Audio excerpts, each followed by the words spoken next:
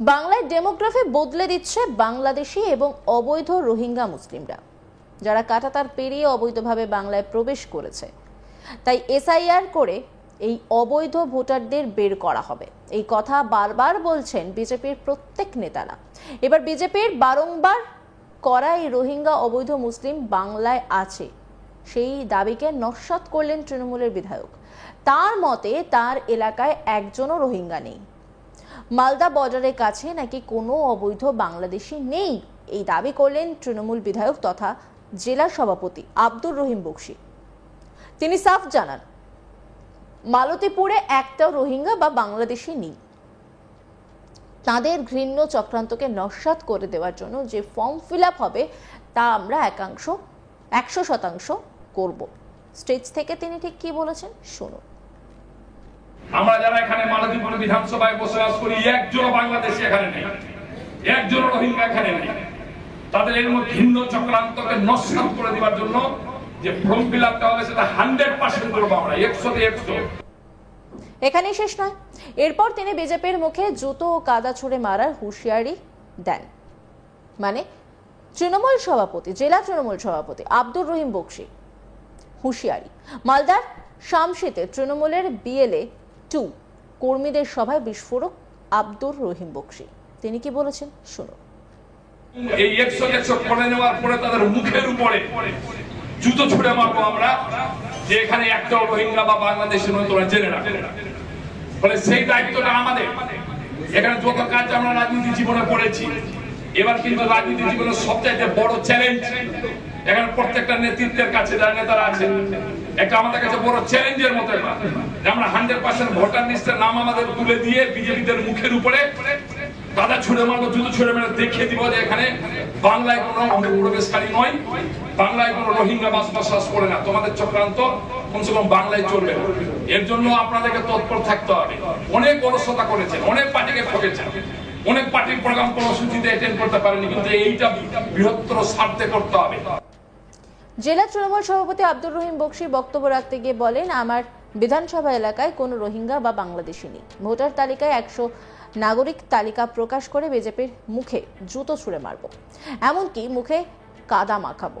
SIR প্রাককালে BJP তীব্র আক্রমণ শানালেন বিজেপিকে মালদা জেলা তৃণমূলের সভাপতি তথা মালতীপুরের বিধায়ক আব্দুর রহিম বক্সী। কি বলছেন তিনি শুনুন। না, আমরা বলছি যে উদ্দেশ্য প্রণোদিতভাবে বিজেপিরা এসআইআর এর নামে মানুষকে বিব্রত করার চেষ্টা করছে, বিভ্রান্ত করার চেষ্টা করছে। ডিভিশন হোক ভোটের, এটা বিগত দিনেও হয়েছে। স্পেশাল ডিভিশনের নাম করে তারা ইচ্ছাকৃতভাবে পশ্চিমবঙ্গের ভোটারদেরকে ছাঁটাই করাবার চেষ্টা করছে। বহিরাগত নাম বলে, বাংলাদেশি নাম বলে, রোহিঙ্গা নাম বলে তারা এখানে কিছু ভোটারকে বাদ দিয়ে ভাবছে তারা ক্ষমতায় চলে আসবে। একটা ঘৃণ্য চক্রান্ত করছে তারা। আমরা আছি এখানে, আমাদের রাজ্যের নির্দেশ মতো এখানে ট্রেনিং হচ্ছে আমাদের বিএলএ 2 এর। সব পার্টি বিএলএ 2 থাকবে। আমাদের বিএলএ 2 যাতে সেখানে বিএলওরা যাতে কোনো রকম 2 নম্বরি করতে না পারে, সে কারণে আমাদের বিএলএ 2 তাদের সাথে থাকবে, চিহ্নিতকরণ করার জন্য থাকবে, ঘর দেখিয়ে দেওয়ার জন্য থাকবে, এবং 100% ফর্ম যেন তুলে নিয়ে আসতে পারে সেজন্য থাকবে। এবং এই তারা থেকে 100%ই ফর্ম তারা তুলবে। যারা এখানে ভোটার আছে প্রত্যেকটা মানুষের, যারা পরিযায়ী শ্রমিক আছে তাদেরকে আমরা খবর দিয়ে পাঠিয়েছি, তারা ওখানে চলে আসবে। এবং আমাদের পুরো আত্মবিশ্বাস আছে, আমরা এলাকায় ঘুরে বেড়াই, আমাদের নেতারা এলাকায় ঘুরে বেড়ায়, আমাদের পুরো আত্মবিশ্বাস আছে একটা ভোটার ওখানে বাংলাদেশি বা রোহিঙ্গা খুঁজে পাওয়া যাবে না। আর যখনই 100% ফর্ম তুলে দিব আমরা, সেই কারণে আমি বলেছি তখনই কাদা ছুঁড়ে মারা হবে। যখন 100% ভোটার লিস্ট বেরিয়ে আসবে, ফাইনাল ভোটার লিস্টটা, তখন বিজেপির মুখে জুতো ছুঁড়ে মারা হবে, বিজেপির মুখে কাদা ছুঁড়ে মারা হবে, যে তুমি দেখো একটা বাংলায় কোনোদিন 2 নম্বরই হয় না। মানুষের মতামত নিয়েই বাংলার মুখ্যমন্ত্রী মমতা ব্যানার্জি আছেন, আর আগামী 2026 সালেও মানুষের মতামতের ভিত্তিতে তিনি মুখ্যমন্ত্রীর ক্ষমতায় আসীন হবেন, কোনো ভুয়া ভোটার দিয়ে নয়। যতবার তুমি পারো, যত রকম স্পেশাল পারো রিভিশন তুমি করিয়ে নাও, এটা প্রমাণ করে দিব যখন ফাইনাল ভোটার লিস্টটা বেরাবে। তারই একটা প্রস্তুতি এখানে চলছে। আমরা তৃণমূল কংগ্রেস কর্মীরা সর্বস্তরের মানুষকে সর্বধরনের সহায়তা প্রদানের জন্য আমরা অঞ্চল ক্যাম্প তৈরি করছি, আমরা ব্লকে ক্যাম্প তৈরি করছি, যাতে মানুষের কোনো ধরনের কোনো অসুবিধা না হয়, সেজন্য আমরা সর্বাধিক প্রস্তুত আছি। যদিও জেলা সভাপতির এই বক্তব্যকে বাংলাদেশের লাভলি খাতুনের প্রসঙ্গে টেনে পাল্টা কটাক্ষ ছুড়েছে বিজেপির উত্তর, মালদা জেলার সাংগঠনিক সাধারণ সম্পাদক অভিষেক সিংহানিয়া সাফ বলেন, ভয় পাচ্ছেন কেন, আগাম ঘাবড়ে যাচ্ছেন কেন? আগে বিএলওদের বুথে বুথে যেতে দিন, তাদের কাজটা ঠিকঠাক করতে দিন। দেখবেন লাভলি খাতুনের মতো অনেক বাংলাদেশি ধরা পড়বে। বিজেপিকে জুতো পেটা করার সুযোগ পাবেন না। তাই বলছি, মানুষকে বিভ্রান্তি করবেন না, ভুল বোঝাবেন না। অভিষেক সিংহানিয়া তিনি কি বলছেন শুনুন।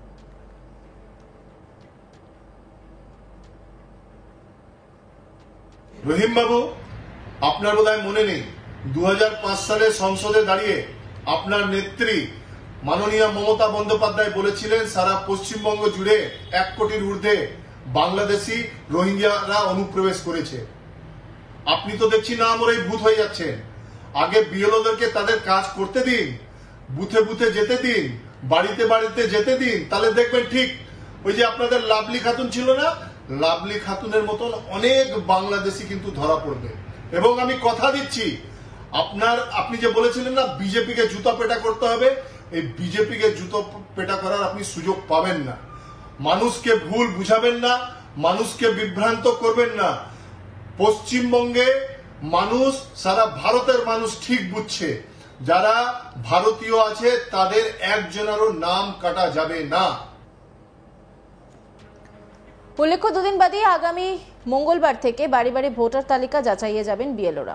সেই বিএলওদের পাশে ছায়াসঙ্গী হিসেবে থাকবেন তৃণমূল কংগ্রেসের বুথ লেভেল এজেন্ট বিএলএ 2।